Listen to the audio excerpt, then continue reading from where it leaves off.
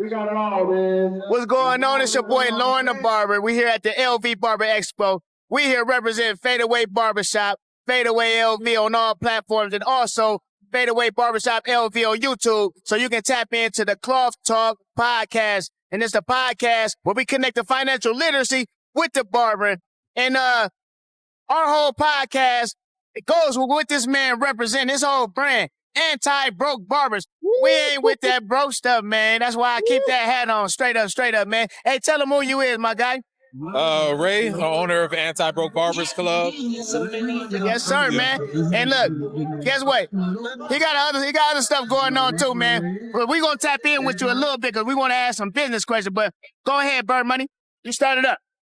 Yes, sir. This is one of the best in the building we got right now. Lauren, do you not wear this dude stuff 4-5 times a week? Yes or no? It ain't no other option. We got many podcasters with your hat. I had no idea who you were. My brother wearing it. You are the man. You are the myth. And we look up to you at our business because we trying to get exactly where you're at.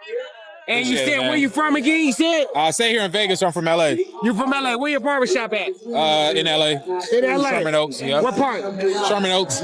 Sherman Oaks. Yep. That's a nice neighborhood, huh? Yep. How much y'all charging? They charge like 60. How much you charging? I'm the owner. I don't cut. We talking to a real pioneer, a real tycoon, a real big boss. So this is the question I got for you right now. All right. What is the most challenging thing that you have going to complete your business, to keep your business going? What's the most challenging thing you have in your business right now? Oh, that's a good one. I think I would say capital. Why would you say capital? Because the bank's got the money. Don't you say, Lauren, there is abundance of money. Hey, man, I got to listen to this man right here. I'm trying to learn right now. Let me hear what he got to say. You just can't, just a certain amount of money you only can scale with, right? Like, I only can put X amount of orders in at a time to get what I need. But if I had an extra 100,000, 200,000 or whatever it is, you can order in bulk, get things cheaper, have things longer, or, you know what I'm saying? So you can scale higher. When you don't have enough, you only can scale to a certain limit, like until you plateau, and then sometimes you need that to get to a higher platform. Okay. And you have a very successful business. Yes. So you got a bunch of clients coming in. How did you get those clients coming in, and how do you keep them coming in? With my shop, we just always we was outside. You know what I'm saying? We have barbers that people knew, community-based. My brand before the clothing brand for my barbershop was always community-based. So that's what the basis of your clientele. Then you got to get into your promotion and advertisement online, Facebook, all those type of things that add the extra to your day-to-day barber schedule. How many followers you got on Instagram or YouTube, or what's the most followers you got on your social media? Like my personal page is 10,000, and my business page is 30,000. Are you getting paid from advertisement? No, not right now. I'm not a person that likes to be all up in the videos and all in the mix. I play the background. Bro, this dude wears your hat 4 or 5 days a week, bro. No, he comes to every show. He always supports all the time. He always cops something every time. Everywhere we at, he always cops something, man. Okay. Last question. Yep. For new business owners, they just started last month, 6 months ago, a year ago. What is your advice for money management? You just said it's hard to get capital, so obviously they need to know how to manage their money. What's your advice? Track everything. Don't use Venmo. Don't use Apple Pays. If you're good at tracking what you're doing, right? But me, I get a lot of money coming in, a lot of orders. Then I have barbers that'll send a booth rent this way and that way. Try to keep a lot of your stuff in one area, right? Keep your books ready. So now when you want to go to a bank and get that capital, you got proof of what you're doing. You ain't gotta, because they don't give a fuck if you make 200,000 a year. If you can't show it, the banks don't give a fuck. So if we had a Jules, we'd drop him over right now. Jules. All right, last thing. What you got to say, baby? Well, yeah, because you just spoke on something real good. And you know what? actually, I got a question about the structure. Now, being an entrepreneur, because you had a restaurant before this, Yep. you had other stuff, but this is just from the time that I've known you. You know, like, what do you think is the best structure? Is it an LLC? Is it should you do an S corp as an LLC, a C corp? How should you structure your business? Everybody's different. I don't know if you're going into it with a partner or whatever other businesses that you have that you're tied to.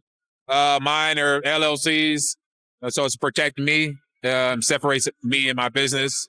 So that's always what I've used, you know. So that's just for me personally. You should seek professional help rather than me, but that's just me personally. Okay, now do you suggest that people should set up their own retirement account as an entrepreneur? Should they invest in the stock market, cryptocurrency, stuff like that, or should they put 100% into the business that they're growing? Everybody has to have like side investments or whatever they're doing, right? I got a brand. I made a brand, so that was my initial side investment or side hustle or whatever that is. To each his own. Everybody's different. Everybody's business or side hustle or whatever else they do is different.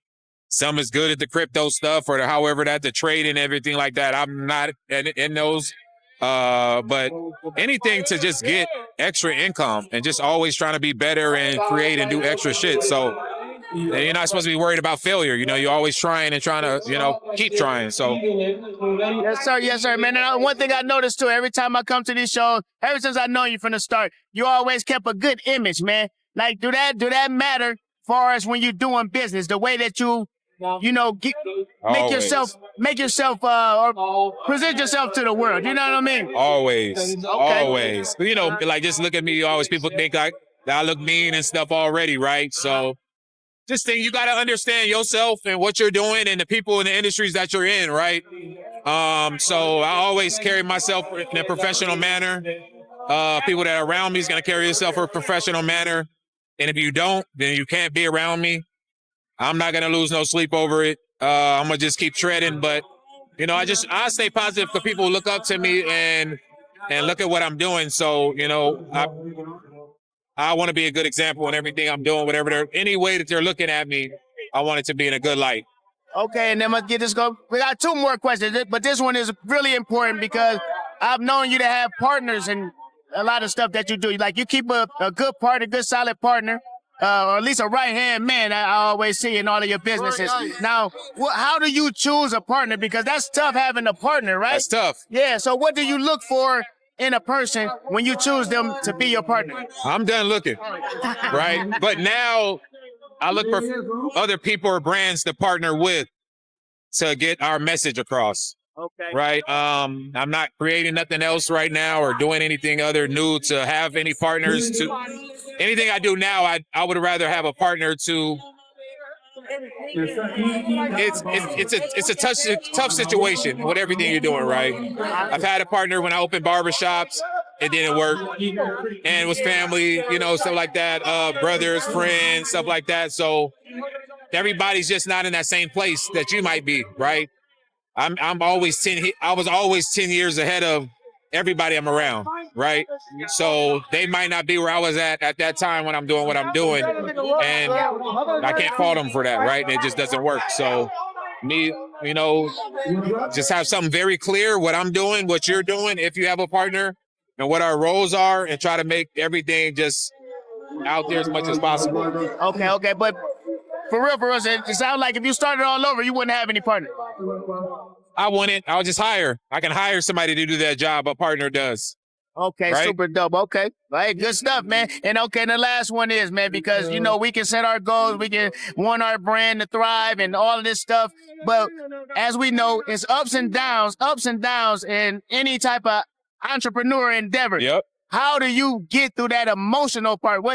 Tell me about how emotional intelligence is the name. Like, how do you build that up? You gotta have faith.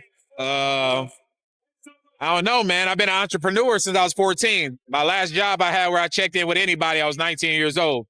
I've never worked. I'm 41. I've never worked for anybody else the whole time. So, What's the question again? My bad. Yeah. Like, how do you keep pushing? You know what I'm saying? How you, through the Ups and downs. You just gotta. I don't give a fuck what's happening. There's gonna be ups and downs. Care if the business is good or whatever. There's personal life issues. There's gonna be ups and downs, and then business ups and downs. I just been doing this so long now. I'm used to it. Some people you can build yourself into that. Like you get through that, you fight through that. I'm used to that already. So like it doesn't knock me off like it would somebody else, right? Yeah. Somebody else could commit suicide if they had to deal with the things I've had to deal with in business, right? So it's different, you know. Sometimes you just gotta have faith.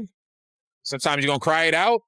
You know what I'm saying? Sometimes you're gonna sleep it out, whatever it is you do, whatever it is, you know, you just gotta get through it, you know. If you're a quitter, you're a quitter. If you're just gonna, you know, deal with it, cry, do whatever you gotta do that 1 day, 2 days, that week, whatever, and then get back to it.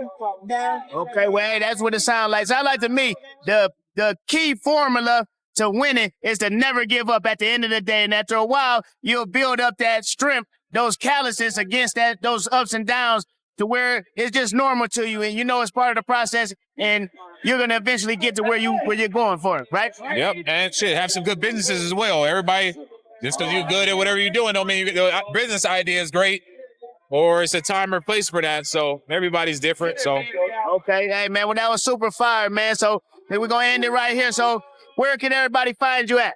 My page is Ray Brotherhood, REY Brotherhood, or my personal or my business page, Anti-Broke Barbers Club.